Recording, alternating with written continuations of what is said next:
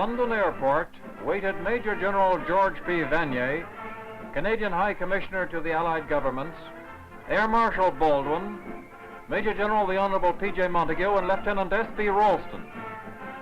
They were waiting for the plane bringing the Minister of National Defense, Colonel the Honorable J.O. Ralston, on another of his flying visits to the Canadian Army in England. He was greeted by the official party, including the Right Honorable Vincent Massey and Lieutenant General Kenneth Stuart, CGS, after which he inspected a guard of honor drawn from the RAF regiment.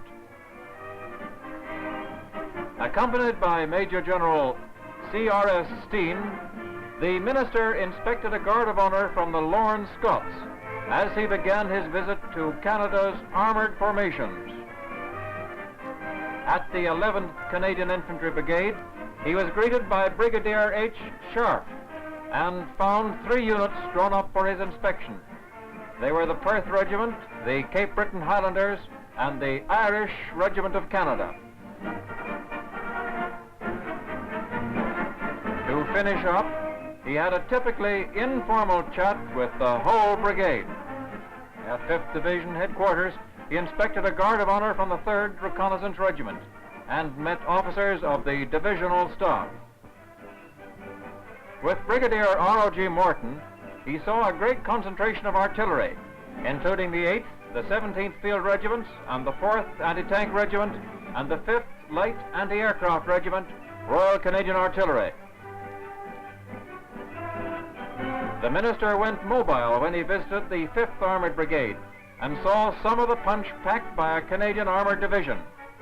His inspection included the 2nd, 5th, and 9th Armoured Regiments and the Westminster Motor Regiment. Major General F.F. Worthington met the minister when he visited the 4th Armoured Division and saw the newly arrived Algonquin Regiment at work, and talked to anti-aircraft crews at cleverly camouflaged gun sites.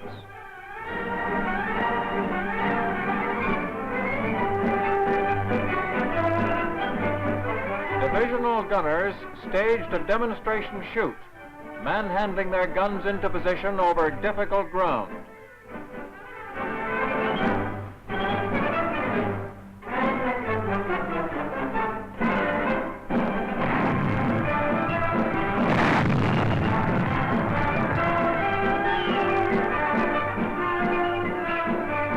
When getting down to fundamentals, the minister climbed into a tank man's zoot suit for a personal inspection. And when he hurried back to join the Allied discussions at Quebec, he knew that the rest of the Canadian Army is just as ready for battle as was the 1st Division.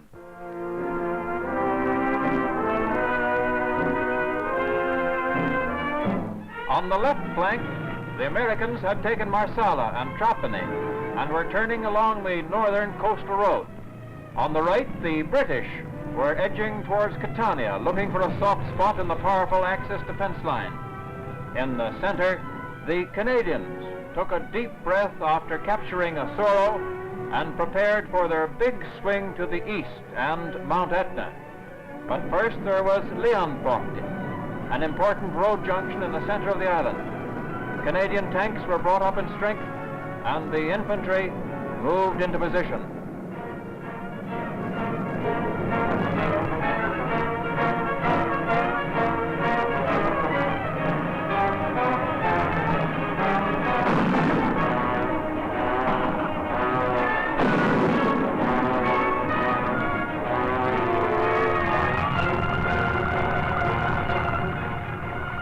The town stands at the head of a rocky defile where the valley narrows, and heavy German mortar fire was brought to bear on the approaches. But Canadian guns and heavy mortars laid a deadly barrage to clear the way for the tanks and infantry.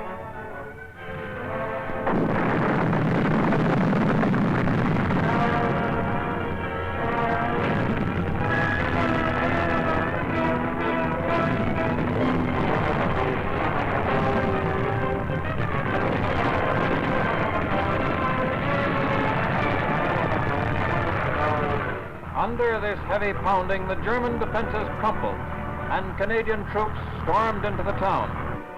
Before the town was taken, there was hand-to-hand fighting in the streets. Machine gun posts and snipers were cleared out at the bayonet point. The damage done by the bombardment was terrific.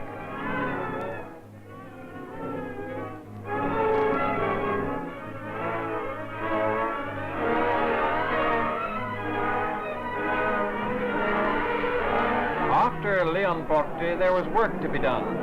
Damaged guns and vehicles and equipment had to be put back into shape. Adjura was the next objective, and preparations were made for an artillery shoot in the grand tradition of Alamein and Aguila. It started before daybreak, and the night was made bright by 100 guns.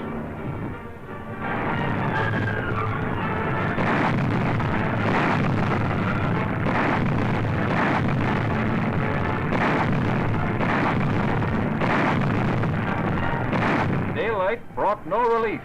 With deadly accuracy, the gunners hurled death and destruction across the valley, smashing the German positions.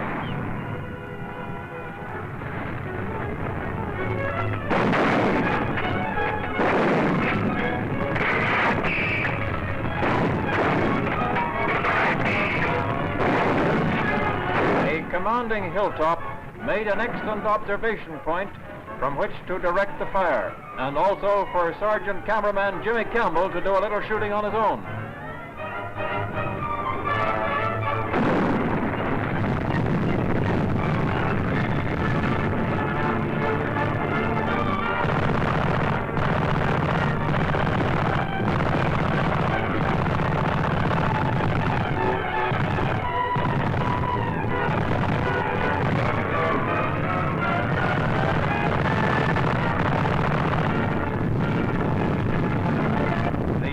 Of the enemy's resistance was broken by the merciless barrage. Canadians moved into yet another town, while pulverized elements of the famous 15th Panzer Division moved out. Adjura was one of the main keys to the Germans' Etna defense line, and its capture made possible the final breakthrough later on. The town had to be cleared street by street and house by house.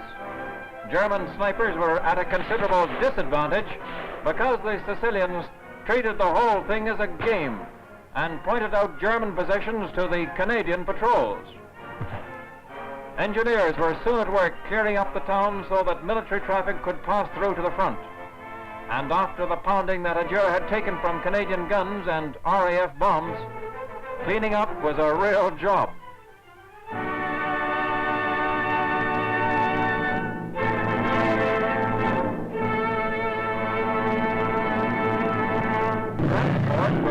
Moving forward again, as the Canadians pressed swiftly towards Regalbuto and Adrano. The way was littered with smashed German and Italian equipment, while the inevitable herds of prisoners flooded to the rear.